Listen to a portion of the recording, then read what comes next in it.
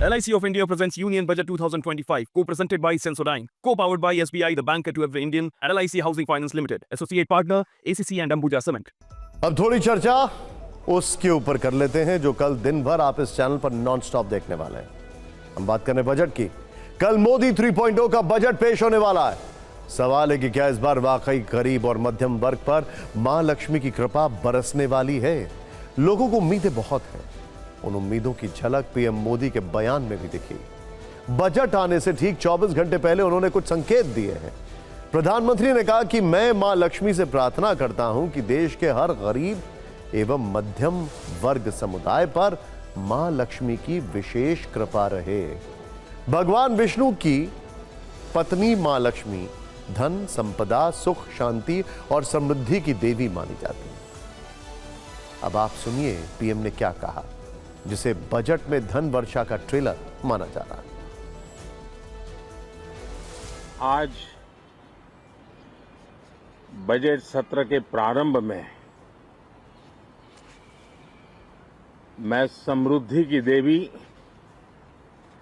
मां लक्ष्मी को प्रणाम करता हूं।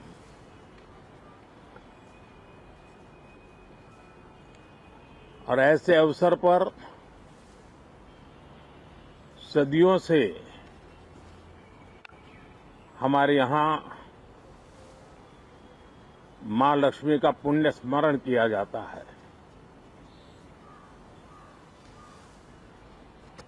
सिद्धि बुद्धि प्रदे देवी, सिद्धि बुद्धि प्रदे देवी, भुक्ति मुक्ति प्रदायिनी, भुक्ति मुक्ति प्रदायिनी, मंत्र मूर्ते सदा देवी, मंत्र मूर्ते सदा देवी, महालक्ष्मी नमोस्तुते, महालक्ष्मी नमोस्तुते। मां लक्ष्मी हमें सिद्धि और विवेक देती है, समृद्धि और कल्याण भी देती है। मैं मां लक्ष्मी से प्रार्थना करता हूं कि देश के हर गरीब एवं मध्यम वर्ग समुदाय पर मां लक्ष्मी की विशेष कृपा रहे। बजट में किसको कितनी राहत मिलेगी, यह भारत के खजाने पर यानी देश की आर्थिक स्थिति पर निर्भर करता है। और आज सरकार ने आर्थिक सर्वे में बता दिया कि देश की आर्थिक सेहत कैसी है। वैसे तो इसमें इतने आंकड़े होते हैं कि इसे समझना थोड़ा जटिल होता है, लेकिन हम आपको सिर्फ 9 पॉइंट्स में, 9 बिंदुओं में समझाते हैं कि देश की आर्थिक स्थिति कैसी है। वित्त मंत्री निर्मला सीतारमण ने 482 पन्नों का जो आर्थिक सर्वे पेश किया, उसके मुताबिक अप्रैल 2025 से 31 मार्च 2026 तक जीडीपी ग्रोथ 6.3% से 6.8% रहने का अनुमान है। मौजूदा वित्त वर्ष में इसके 6.4% रहने का अनुमान है, जो पिछले साल की तुलना में सबसे धीमी है। अप्रैल 2024 से दिसंबर 2024 तक यानी वित्त वर्ष 2024-25 के पहले 9 महीने में महंगाई दर 5.4% रही, यानी ग्रोथ से थोड़ी कम।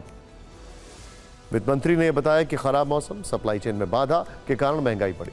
वर्ष 2024 की आखिरी तिमाही यानी जनवरी, फरवरी और मार्च में महंगाई में कमी होगी। 2024-25 में बेरोजगारी घटी, इसकी दर गिरकर करीब 3.2% रह गई। ईपीएफओ के 6 वर्षों के आंकड़े बता रहे हैं कि संगठित क्षेत्र में रोजगार के अवसर 2 गुने हुए। आर्थिक सर्वे में आर्टिफिशियल इंटेलिजेंस यानी एआई के कारण समस्या पैदा हुई है। कहा गया है कि एआई के चलते होने वाले बदलाव के विपरीत प्रभावों को कम करने की जरूरत है। आर्थिक सर्वेक्षण 2025 में युवाओं के मानसिक स्वास्थ्य को लेकर चिंता जताई गई। वर्चुअल दुनिया या सोशल मीडिया पर खाली समय बिताने की आदत को मानसिक स्वास्थ्य के लिए हानिकारक बताया गया है। यह भी कहा गया है कि जो व्यक्ति कभी कभार अल्ट्रा प्रोसेस्ड या पैकेज जंक फूड का सेवन करते हैं, उनका मानसिक स्वास्थ्य उन लोगों की तुलना में बेहतर होता है जो नियमित रूप से ऐसा करते हैं। आर्थिक सर्वे में यह भी जिक्र है कि भारत को विदेशी निवेश आकर्षित करने के लिए हर संभव कोशिश करना चाहिए और इंफ्रास्ट्रक्चर के विकास में प्राइवेट भागीदारी बढ़ाने की जरूरत है। बजट से पहले आर्थिक सर्वे आता है और ये एक तरह से देश की अर्थव्यवस्था का ईसीजी होता है, जो आर्थिक सेहत की जानकारी देता है।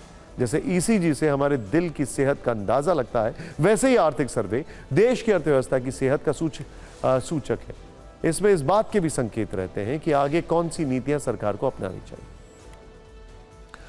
आर्थिक सर्वे आ चुका है, बजट 14 घंटे बाद आने वाला है, लेकिन एक सच यह भी है कि महंगाई बढ़ रही है, रुपया लगातार गोते लगा रहा, गरीब और मध्यम वर्ग टैक्स की मार से परेशान है। इन सब के बीच दो बड़े सवाल हैं। पीएम ने जैसा कहा कि उस आधार पर यह माने कि मिडिल क्लास और गरीबों पर मां लक्ष्मी की कृपा होगी। दूसरा सवाल यह है कि रुपया लगातार डुबकी लगा रहा है, यह डुबकी कब खत्म होगी। इस पर हमने बीजेपी नेता और अर्थशास्त्र के जानकार प्रोफेसर गौरव वल्लभ से बातचीत की। उन्होंने क्या कहा, आइए देखते हैं। कल आने वाले बजट में मध्यम आय वर्गीय परिवारों को आयकर में बड़ी राहत की उम्मीद हम सब लगाए बैठे हैं। और जिस तरह का आज प्रधानमंत्री जी ने बजट सत्र के आरंभ में बोला कि मध्यम आय वर्गीय परिवारों पर माता लक्ष्मी की कृपा बनेगी, तो मुझे पूरी उम्मीद है कि कल आयकर में मध्यम आय वर्गीय परिवारों के लिए बड़ा रिलीफ की घोषणा होगी, जिससे उनकी टेक होम इनकम बढ़ेगी। उनकी इनकम बढ़ेगी तो मार्केट में वो इनकम स्पेंड होगी, कंजम्पशन बढ़ेगा, छोटे उद्योगों को फायदा होगा, बड़े उद्योगों को फायदा होगा, नए रोजगार का सृजन होगा। देखिए, अगर हम रुपये की रियल इफेक्टिव एक्सचेंज रेट, जिसको RER कहते हैं, उसको देखें तो दुनिया में सबसे मजबूत करेंसी भारत का रुपया है दुनिया में। हाँ, डॉलर के मुकाबले उसमें गिरावट इसलिए आ रही है कि जो अमेरिका में नए राष्ट्रपति बने हैं, उन्होंने नए टैरिफ्स की घोषणा करी है, और जो वो कह रहे हैं कि मैं इंपोर्ट पर टैरिफ बढ़ाऊंगा, जिससे मार्केट में एक तरह का रीसेट होना शुरू हो गया। उस रीसेट होने के बाद अब रुपया स्टेबल भी होगा, वापस वो अपने पुराने लेवल पर भी आने वाले समय पर आएगा। बजट में मध्यम आय वर्ग को आयकर में राहत की उम्मीद है, हर बार होती है। पीएम ने मध्यम आय वर्ग पर लक्ष्मी की कृपा की बात कही है। कल मध्यम आय वर्ग के लिए आयकर में बड़ी घोषणा की उम्मीद तो है, क्या कहते हैं आप? बजट सत्र की शुरुआत में आज एक चिंगारी भी फड़की। पीएम मोदी ने इस चिंगारी का कनेक्शन संसद सत्र से जोड़कर समझाया। उनके मुताबिक इस चिंगारी का कनेक्शन देश और विदेश दोनों से है, लेकिन इस बार इसे हवा नहीं मिली है। पीएम के चिंगारी वाले एक कटाक्ष बहुत ट्रेंड कर रहा है, और इस पर प्रियंका गांधी ने भी प्रतिक्रिया दी है। शायद 2014 से लेकर अब तक शायद ये पहला पार्लियामेंट का सत्र है कि जिसके एक दो दिन पहले कोई विदेशी चिंगारी नहीं प्रगटी है। विदेश में से आग लगाने की कोशिश रही हुई है। 10 साल से यानी 14 से देख रहा हूं, हर सत्र के पहले शरारत करने के लिए लोग तैयार बैठते थे, और यहां उसको हवा देने वालों की कोई कमी नहीं है। ये पहला सत्र मैं पिछले 10 साल के बाद देख रहा हूं कि जिसमें किसी भी विदेशी कोने से कोई चिंगारी नहीं हुई। कोई चिंगारी नहीं फूटी के पहले ये कह रहे थे। देखा कुछ तो कहना ही है उन्हें जी, तो ये सब कहेंगे। तो आपको लगता है सिर्फ ध्यान भटकाने के लिए है? वो हमेशा यही करते हैं, जनता की जो इश्यूज हैं उनके बारे में बात नहीं करते, जवाब नहीं देते। आपने पिछला सेशन देखा, चर्चा ही नहीं की। हालांकि प्रधानमंत्री ने किसी का नाम नहीं लिया, लेकिन सियासी चिंगारी को हवा जरूर मिल गई है। जिस चिंगारी की बात वो कर रहे हैं उसे आप संसद सत्र से जुड़े कुछ रिकॉर्ड्स के आधार पर समझ सकते हैं। 2023 में बजट सत्र से ठीक पहले शॉर्ट सेलर हिंडनबर्ग की रिपोर्ट आई, जिसे बाद में सुप्रीम कोर्ट ने खारिज कर दिया।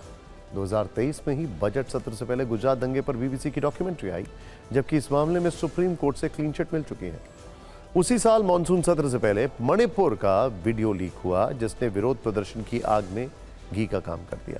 2022 में शीतकालीन सत्र एक हफ्ते पहले खत्म करना पड़ा, तब विपक्ष अरुणाचल प्रदेश के तवांग में चीन के साथ झड़प के मुद्दे पर आक्रामक हुआ। 2021 में मानसून सत्र में पेगासस के मुद्दे पर इतना हंगामा हुआ कि सत्र को तय समय से 2 दिन पहले खत्म करना पड़ा।